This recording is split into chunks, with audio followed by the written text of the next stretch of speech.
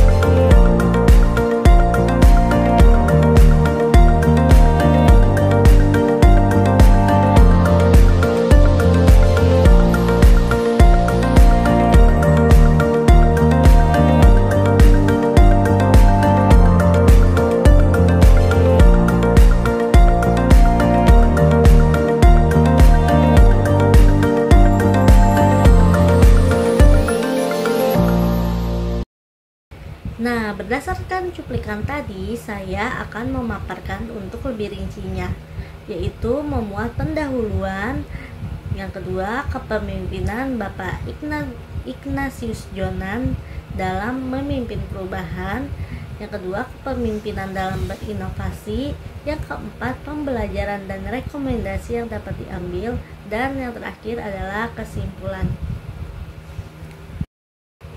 Pada bagian pendahuluan ini, saya ingin membahas sedikit mengenai PT KAI atau PT Kereta Api Indonesia, di mana PT KAI ini merupakan perusahaan perkereta-apian milik negara atau badan usaha milik negara yang bergerak di industri transportasi, khususnya perkereta-apian. Perusahaan ini telah berdiri sejak 1864. Di mana sejak berdirinya hingga saat ini tentunya memiliki banyak perubahan dan inovasi yang dilakukan, dan perubahan serta inovasi ini sangat dinamis mengikuti era perubahan zaman, sehingga cukup menarik untuk saya lakukan sebagai proyek UAS kali ini. Nah, pada cuplikan tadi, pernahkah kalian melihat atau merasakan kondisi seperti ini? Lalu bagaimanakah kondisi seperti ini? Tentu itu merupakan dua kondisi yang berubah, yang berbeda dan terjadi karena adanya perubahan serta inovasi. Perubahan serta inovasi ini tidak terlepas dari peran pelopor modernisasi PT Kereta Api Indonesia, yaitu Bapak Ignatius Jonan yang membawa perubahan pada PT KAI Indonesia. Bapak Ignatius Jonan ini memiliki kepemimpinan yang sangat tegas serta inovatif, yang dimana sejak pemimpinannya menjadi Direktur PT KAI Indonesia di tahun 2009 telah memberikan perubahan serta wajah baru untuk perkereta-apian di Indonesia. Perubahan inovasi dan modernisasi PT KAI Indonesia tidak terlepas dari sikap kepemimpinan Bapak Ignatius Jonan untuk melakukan perubahan PT KAI. Berikut beberapa sikap kepemimpinan dari Bapak Ignatius Jonan yang diambil. Yang pertama, adanya tegas dan berani mengambil resiko. Bapak Ignatius Jonan berani mengambil resiko serta tegas untuk memperbaiki kondisi perkeretaapian pada saat itu yang memiliki kerugian yang sangat besar untuk badan usaha milik negara. Yang kedua, komunikasi antar berbagai pihak. Bapak Ignatius Jonan memiliki komunikasi yang baik dari berbagai pihak untuk memperbaiki kondisi perkeretaapian Indonesia. Yang ketiga, adanya motivasi dan membangun tim yang solid di PT KAI Indonesia. Bapak Ignatius Jonan berfokus pada pembangunan manajemen yang sangat solid, yaitu dengan memperhatikan kesejahteraan timnya untuk menjadikan PT KAI Indonesia dapat memberikan pelayanan yang terbaik serta melakukan perubahan-perubahan yang kita rasakan saat ini. Selanjutnya ada hal-hal kepemimpinan untuk berinovasi yang dilakukan ala Bapak Ignatius Jonan pada PT KAI Indonesia. Yang pertama, memperbaiki fasilitas, di mana Bapak Ignatius Jonan ini pada era kepemimpinannya saat memperhatikan hal-hal kecil seperti memperbaiki fasilitas-fasilitas yang ada di PT KAI Indonesia, yaitu dengan mereformasi fasilitas yang ada seperti kursi penumpang, pendingin di dalam kereta, serta toilet pada kereta api Indonesia. Yang kita tahu dahulu fasilitas-fasilitas tersebut sangat kumuh sehingga membuat kurang nyaman. Oleh karena itu, Bapak Ignatius Jonan berupaya dari hal-hal kecil untuk berinovasi, yaitu dengan memperbaiki toilet, kursi, hingga pendingin ruangan. Yang kedua, membuat aturan yang tegas. Semasa kepemimpinannya, Bapak Ignatius Jonan bersikap tegas, terutama membuat aturan yang tegas, di mana Bapak Ignatius Jonan bertekad untuk mendisiplinkan para pengguna kereta api Indonesia, seperti mendisiplinkan penumpang untuk tidak merokok, berdagang, dan membuang sampah di area kereta api maupun di stasiun kereta api. Kemudian, Bapak Ignatius Jonan juga pada masa kepemimpinannya berupaya untuk memberikan pelayanan terbaik dengan mengklasifikasikan kelas-kelas penumpang, mulai dari ekonomi, eksekutif, hingga bisnis.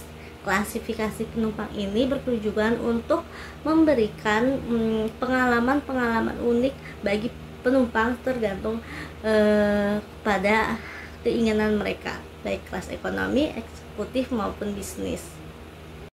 Lalu apa sih dampak dari kepemimpinan Bapak Ignatius Jonan? Nah, adapun dampak yang dirasakan oleh PT KAI Indonesia, di mana pada akhir tahun 2009 PT KAI Indonesia sudah dapat untung sebesar 153,8 miliar rupiah yang bangkit dari kerugian yang sebelumnya mengalami kerugian sebesar 83,5 miliar rupiah. Kemudian aset PT KAI Indonesia ini juga tumbuh, yang semula hanya 5,7 triliun rupiah pada tahun 2008 hingga akhir kepemimpinan Bapak Jonan menjadi 15,2 triliun rupiah di tahun 2013. Hal ini disebabkan adanya kepuasan para pelanggan atau pengguna layanan PT KAI Indonesia, sehingga PT KAI Indonesia dapat meraup banyak lebih pelanggan dan meraup banyak untung untuk mengembangkan aset-aset mereka menjadi lebih baik. Lalu ada pembelajaran dan rekomendasi yang dapat diambil dari kepemimpinan Bapak Ignatius Jonan selaku Direktur PT KAI Indonesia, di mana kepemimpinan bukan hanya mengenai mengelola tim dalam organisasi, tetapi juga sikap berani, disiplin, dan siap melayani sepenuh hati. Perubahan organisasi ini juga tidak hanya tentang mengatasi masalah-masalah kecil, tetapi juga tentang mempersiapkan perusahaan untuk tumbuh dan berkelanjutan serta inovasi di masa yang akan mendatang. Nah, kesimpulannya, kepemimpinan Bapak Ignatius Jonan tentang visi besar, keberanian, dan disiplin fokus pada kualitas transformasi organisasi, terutama PT KAI, tidak hanya tentang mengatasi masalah-masalah kecil, tetapi juga tentang mempersiapkan perusahaan PT KAI untuk terus tumbuh dan berkelanjutan. Sekian video yang dapat saya paparkan mengenai kepemimpinan yang mendorong inovasi dan perubahan. Kurang lebihnya mohon maaf. Wassalamualaikum warahmatullahi wabarakatuh.